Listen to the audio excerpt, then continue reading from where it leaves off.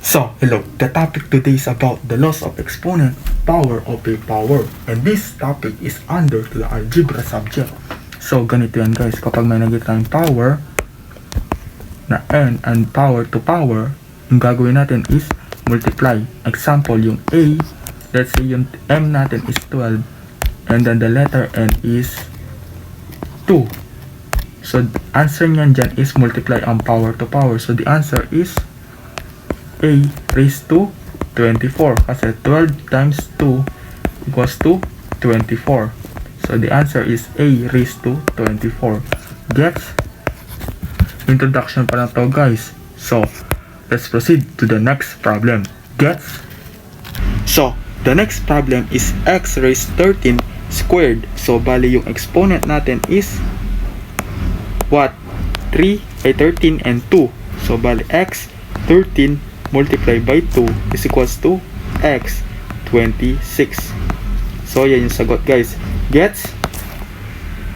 So the next problem is the b raised to 5 over 4 and 4th root nya. So ganito yung gagawin niyan natin guys. So dahil yung exponent nya is 5, 4 and 4. So power to a power, multiply 5 over 4 multiplied by 4. So the answer is 5 over 4 multiplied by 4 is what? Cancel equals to 5. 5 yung exponent niyan. So bal is equals to b raised to 5. Gets? So the next problem is the 3x to the 5th power and y then squared. The quantity squared. Gets? So first is distribute the squared, the 2 and the exponent multiply to the other exponent, power to a power. So bali may imaginary number na 1 dito yung sa y guys. Gets? So bali answer dyan is 3 squared, distribute the squared, x 5, the exponents will multiply 5 multiply by 2 and y may 1 then multiply by 2. Yung 1 is imaginary number. Gets? So the answer is 3 squared is equals to 9 multiplied by x, multiply nyo 10, and y 1 multiplied by 2 is 2. So the answer is 9x 10y squared. Gets? Okay, the next problem is 2x over y for the quantity cube. So distribute the cube, the 3. So 2 raised to 3 x raised to 3 and the 3 multiply to the 4. So y multiply to the 4. Yan. Gets? So the 2 cube is equals to 8.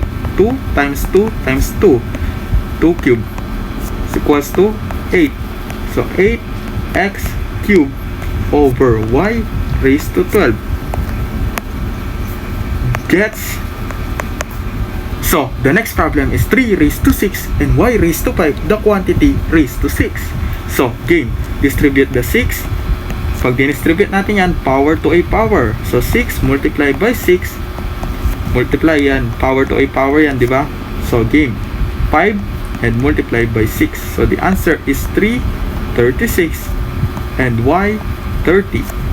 So, yan na yung tamang sagot guys. Pwede mong i-expand ang 3 raised to 36 kaso malaki na. So, pwede na yan. Gets?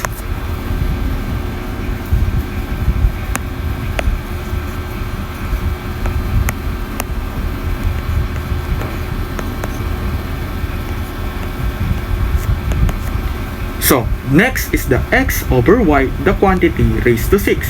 So, distribute the 6. So, x 6 over y raised to 6. Bakit ganyan siya guys? Kasi we all know na merong 1 dito sa side yan, sa taas yan. So bali ganito yan lilitaw. 1 multiplied by 1. So is equals to x 6 multiplied by 1 is 6 and y raised to 6 multiplied by 1 is 6. So the answer is x6 over y6. Gets? So that's it guys, and I love you all to infinity and beyond. Goodbye.